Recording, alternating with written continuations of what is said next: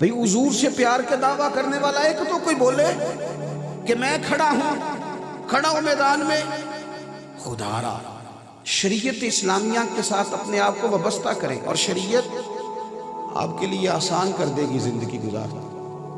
جتنے ہم الجھ گئے ہیں نا، جتنے قرضوں کے نیچے دب گئے ہیں، ایک شادی کی اور سارا خاندان قرضہ اتار رہا، یہ ہمیں آزاد کرے گا دین، ہم بچ جائیں گے۔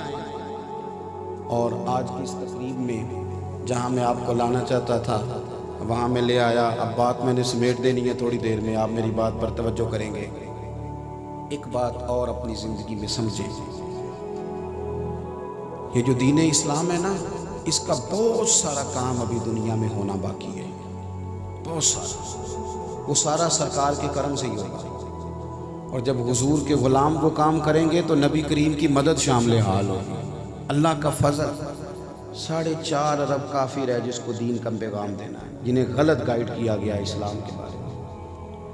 مسلمانوں کے اندر چند فیصد لوگ ہیں جو قرآن پاک ٹھیک پڑھ سکتے ہیں، بڑا چھوٹا سا طبقہ ہے جنہیں دین کے مسئلے آتے ہیں۔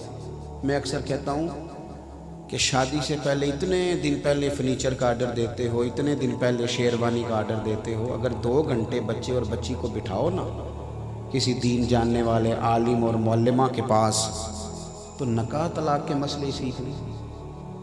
100 میں سے 95 لوگ تینوں طلاقیں اکٹھی دے کے آ جاتے ہیں، پھر کہتے ہیں جناب آپ بتائیں حل کیا کرنا ہے۔ او بھائی، اگر انہیں 2 گھنٹے ملیں یہ دین سیکھیں۔ میں آپ کو ذمہ داری سے کہتا ہوں، اگر دین سیکھو گے نا تو چسکا صرف شعروں میں نہیں، اچھی آوازوں میں صرف سرور نہیں، حضور کی ایک حدیث ہے جو بندے کو وجد میں مبتلا کر دیتی ہے۔ آپ کی روح سکون پاتی ہے جب سرور کائنات کی باتیں سنتے ہیں۔ ہم نے یہ سمجھ لیا ہے کہ شاید یہ جو باب ہے، یہ والا جو باب ہے، یہ صرف اس طرح کی تعلیم و تربیت ہے جس میں معاذ اللہ ہمارے لیے اس طرح ذائقہ نہیں، نقل کفر نہ باشد۔ او خدا کے بندو، اس کو ذوق سے لو، دین کو ذوق سے لو۔ ایک بات آپ کو یوں لگے گا کہ جیسے دستور حیات بن گئی، ایک بات نبی پاک، اس کو قبول کریں اور اس کے ابلاغ کے لیے، اسے آگے پھیلانے کے لیے، پہلے حاصل کریں پھر پھیلانے کے لیے منظم جد و جہد۔ ہمارے ہاں اگر کوئی ادارہ بنتا ہے تو وہ بھی روایتی سا بن جاتا ہے، بس ٹھیک ہے چل رہا ہے کام۔ مدرسے میں کیا حال ہے جی؟ سب ٹھیک ہے۔ بچوں کا کھانا کس طرح کا ہے؟ بس جی الحمدللہ۔ وہ صدر صاحب کہہ رہے ہیں جی اللہ کا شکر ہے جی، توکل ہے جی، رات کو دال پکتی ہے۔ تو وہ اس طرح کی ہوتی ہے کہ صبح بھی اس میں تھوڑا سا پانی ڈال کے بچے وہی کھا لیتے ہیں۔ کیا اب کوئی گاؤں ایسا رہ گیا جس میں لوگ برگر نہ کھاتے ہوں؟ کوئی دور دراز علاقہ ایسا رہ گیا جس میں شوارما اور پیزا نہ پہنچتا ہو؟ مدرسے کے بچے نہیں کھا سکتے یہ؟ بولیے کس مفتی نے کہا نہیں کھا سکتے؟ کیوں نہیں لا کے دیتے مفت میں انہیں؟ میں نے اپنے مدرسے میں ان سے کہا، ناظم صاحب سے میں نے کہا 15 دن کے بعد آپ فاسٹ فوڈ کا بندوبست کریں ان کے لیے۔ تو ایک صاحب کہنے لگے جناب حضرت صاحب تے ساڈے ورگے دنیا داراں دے بال کھان، انہاں نوں بھی تسی معدے خراب کرانے والی خوراک دین لگے ہو، کوئی حد ہے؟ ان کو آپ بتائیں کہ یہ چیزیں ٹھیک نہیں۔ میں کہ تہاڈا سکا پتر ہے، تسی دسنے وچ کامیاب ہو گئے ہو؟ اب کیا بات کرتے ہیں؟ خواہشات کو دین کچلتا نہیں، انہیں صحیح رستہ دیتا ہے۔ دین کہتے ہیں جو چیزیں جائز ہیں اس رستے سے ہو کے آؤ، خواہشات کو کچلو نا۔ ہم نے دین کا اگر کبھی کام کیا بھی ہے، اگر پیغام حق مثلا دین کی دعوت دیتے ہیں ہم کسی کو، تو کس طرح نماز کی دعوت دیتے ہیں؟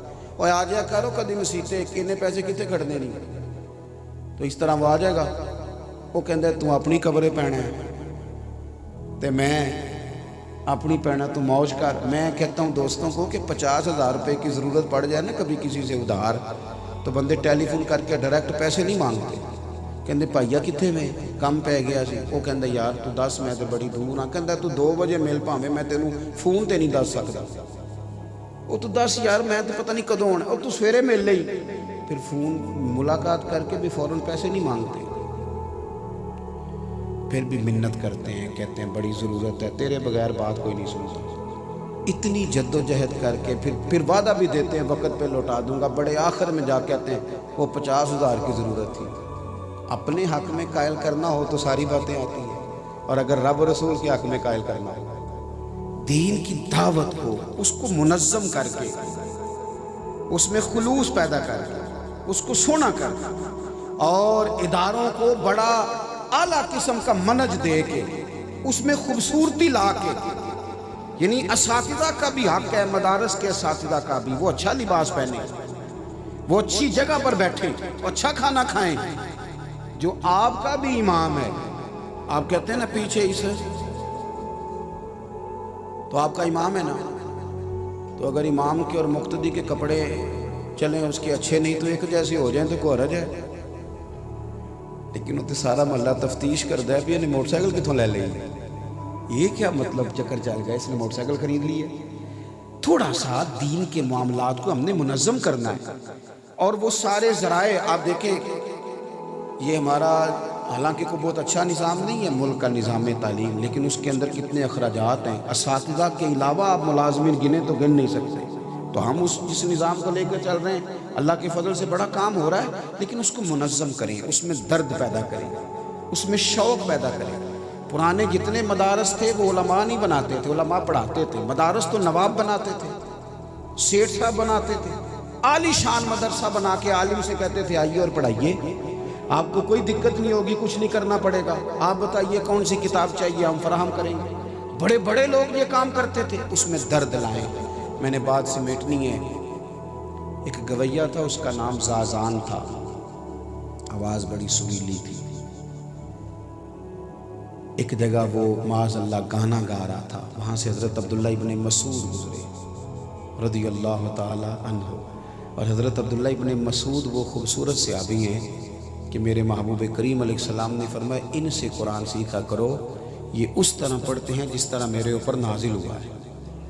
اتنا خوبصورت آدمی حضرت عبداللہ ابن مسعود وہاں سے گزرے تو وہ گویہ گانا گا رہا تھا، آپ کے کانوں سے آواز ٹکرائی، ٹھہر گئے، رک گئے۔ درد ہے نا دین کا اندر، لوگ نمازی ہو جائیں، لوگوں کا قرآن پاک ٹھیک ہو جائے، مدارس بن جائیں، مسجدیں بن جائیں، لوگ مذہب کی طرف مائل ہو جائیں، یہ شوق ہے، درد ہے۔ یہ بھی اسی رشتے کی عکاسی ہے جو نبی کا امتی کے ساتھ ہے، دین سے بھی اتنا ہی گہرا رشتہ ہے۔ حضرت عبداللہ ابن مسعود رضی اللہ تعالیٰ عنہ رک گئے اور ٹھنڈی آہ بھری، اور جملے کس طرح کے ترتیب پائے، فرمانے لگے کتنی سونی آواز ہے، کاش یہ قرآن پاک پڑھتا، کتنی سونی آواز ہے۔ یہ اس طرح کا درد اگر دعا بن جائے نا کسی کے لیے تو بڑے جوانوں کا کام بن جائے، بڑے سارا اللہ تعالیٰ رحم فرمائے اور قبول ہو جائیں یہ جملے، کہا کتنا درد ہے۔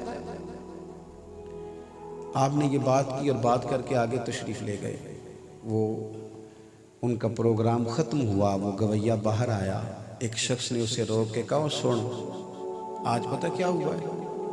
اس نے کہا کیا ہوا ہے؟ کہا آج حضرت عبداللہ ابن مسعود گزرے تھے، تیری آواز کانوں سے ٹکرائی، انہوں نے بڑے درد سے کہا کتنی سونی آواز، کاش قرآن پاک کی تلاوت کرتا۔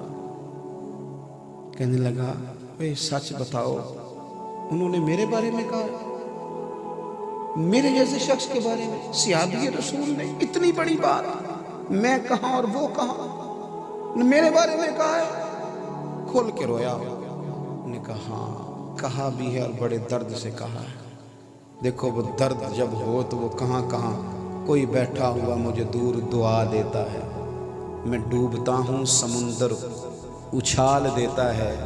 تھوڑی دیر رویا، پھر 1 منٹ میں اس نے فیصلہ کیا، کہنے لگا بتاؤ ان کا گھر کہاں ہے؟ لوگوں نے کہا فلاں محلہ، فلاں گلی، فلاں کونے میں۔ دوڑا گیا، دروازے پہ دستک دی، آپ تشریف لائے، دیکھ کے پھر رویا، پیروں میں بیٹھ گیا، فرمایا بیٹے کون ہو؟ کہنے لگا حضور میں وہی ہوں جس کے بارے میں آج آپ نے کہا تھا کاش یہ قرآن پاک پڑھتا، میں آ گیا ہوں، پڑھائیں مجھے قرآن پاک، اب میں قرآن پاک ہی پڑھوں گا۔ دوستو اگر ہمارا یہ والا درد ہو جائے نا،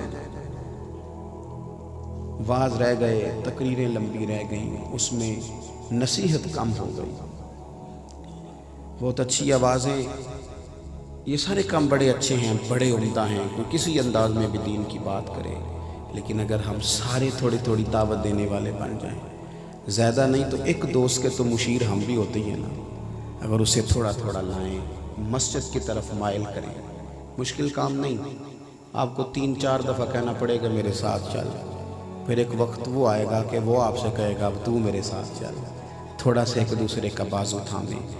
نبی پاک صلی اللہ تعالیٰ علیہ وسلم کو دین کا اتنا درد ہے کہ محبوب دن کو تبلیغ کرتے ہیں اور رات کو روتے ہیں، یا اللہ یہ ہدایت یافتہ ہو جائیں، تو اگر ہمارا حضور سے گہرا رشتہ ہے تو پھر ہمارا بھی تو اس دین کے لیے درد ہونا چاہیے نا۔